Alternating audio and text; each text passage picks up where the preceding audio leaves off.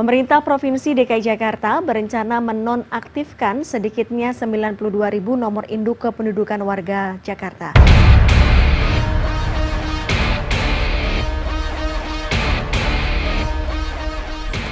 Dinas Kependudukan dan Catatan Sipil DKI Jakarta telah mengirimkan surat permintaan penonaktifan 92.000 nomor induk kependudukan ke Kementerian Dalam Negeri.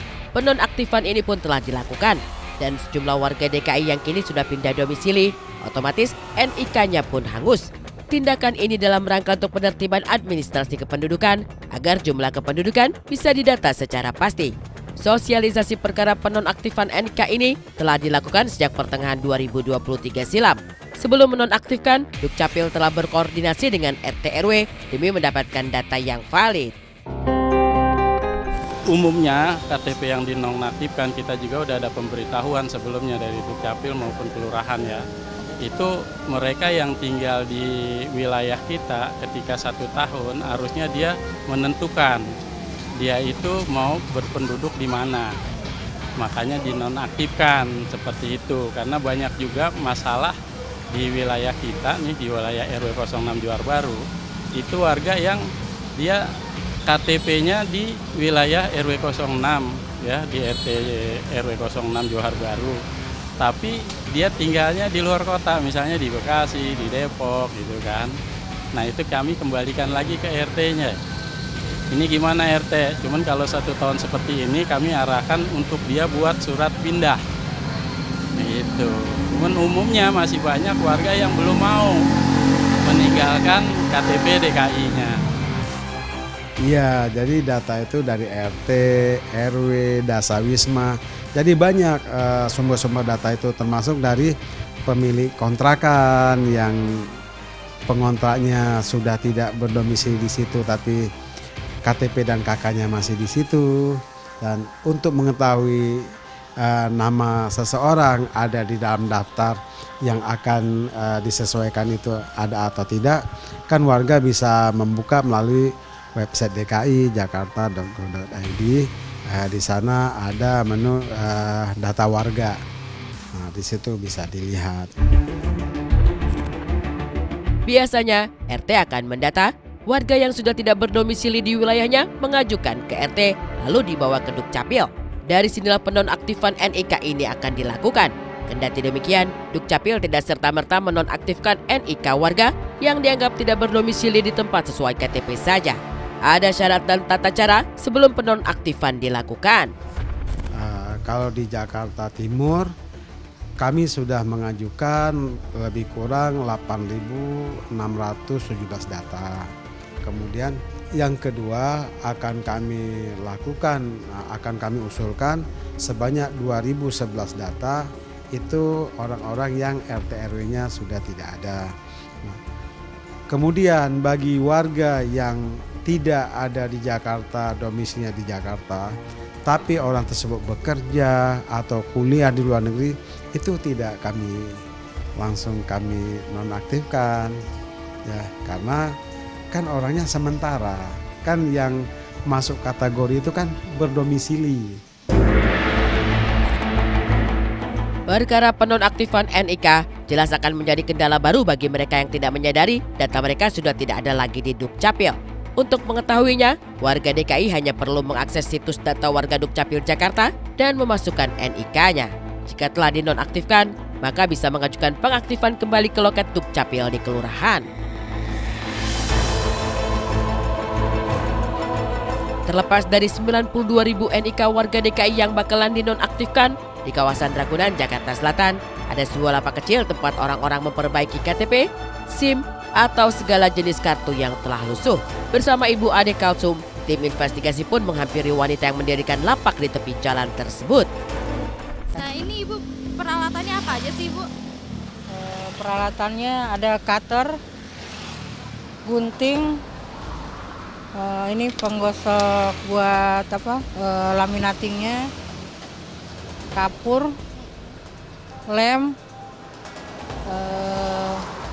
korek, penggaris, sama ini pulpen nih. Nah, itu ada kertas-kertas, ada apa aja gitu? Ini buat pasang anti goresnya nih, laminatingnya. Ini. sama ini minyaknya ini buat pembersih. Ini yang utama ini.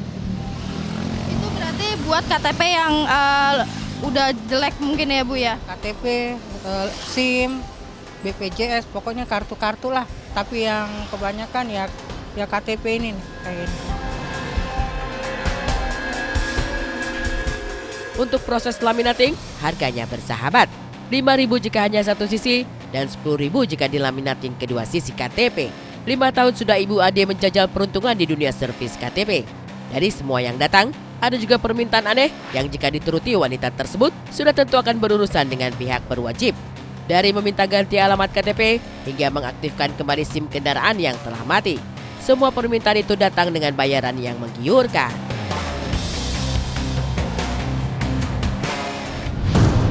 Tapi yang lebih ini lagi yang hanya pertama kali Bu jenis kelamin gitu. Minta ganti jenis kelamin. Dia wanita tapi minta diganti laki-laki gitu. Gitu. Nah kalau misalkan Mbak datang ke sini, Ibu iniin atau enggak? Enggak. Saya tolak mentah-mentah itu, enggak. Karena itu kan beresiko buat saya terutama, terus tidak berkah.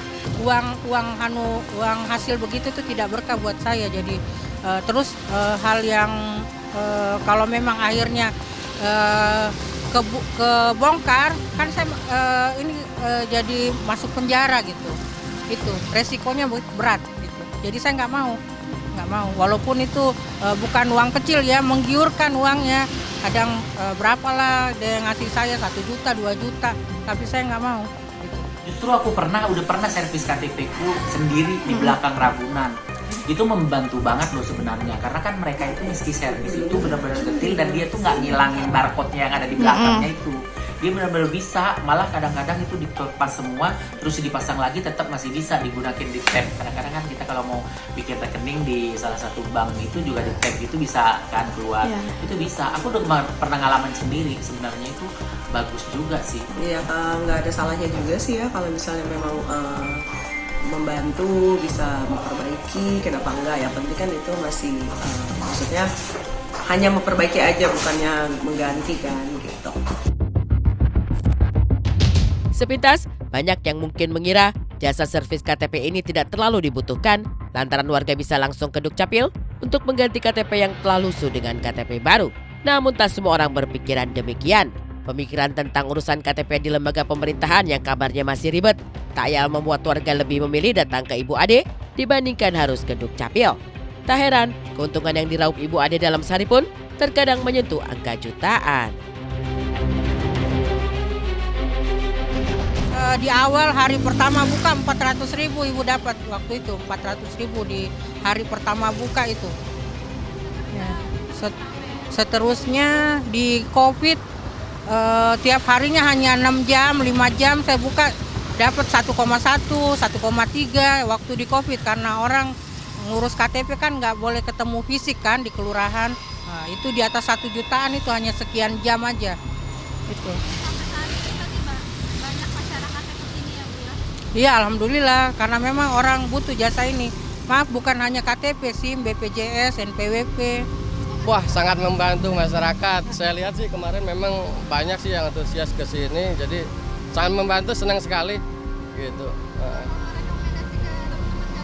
Insya Allah nanti saya rekomendasi ke teman-teman yang mungkin KTP-nya yang udah rusak saya informasikan gitu.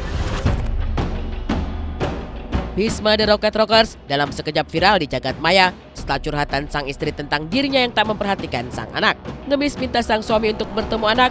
Benarkah Bisma juga hanya memberi nafkah Rp8.000 untuk makan si buah hati? Pemirsa, sesaat lagi hanya di Insert Investigasi.